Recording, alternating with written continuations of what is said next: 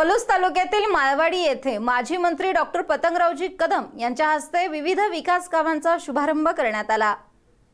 स्थानिक विकास कार्यक्रमांतर्गत शिवाजीनगर माळवाडी येथे डॉक्टर पतंगराव कदम यांच्या स्थानिक निधीतून रस्ता डांबरीकरणाचा शुभारंभ करण्यात आला। माळवाडीच्या विकासासाठी माळवाडीचे सरपंच बाळकृष्ण जाधव यांनीही विशेष प्रयत्न केले। आपल्या मंत्रिपदाच्या काळात मतदारसंघामध्ये विकासाचे पर्वत उभारणाऱ्या डॉक्टर पतंगराव कदम साहेबांनी नेहमीच नवनवीन योजना व विकासाला चालना दिली आहे। पलूस तालुक्याचे भाग्यविधाते म्हणून कदम साहेबांच्याकडे पाहिले जाते।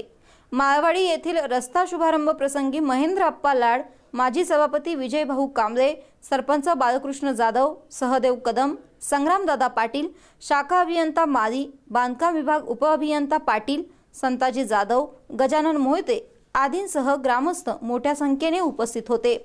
सदर कार्यक्रमाचे संयोजन माळवाडीचे ग्रामसेवक संजय पाटील व राजू कदम यांनी केले। विशाल कांबळे, SBN मराठी, भिलवडी।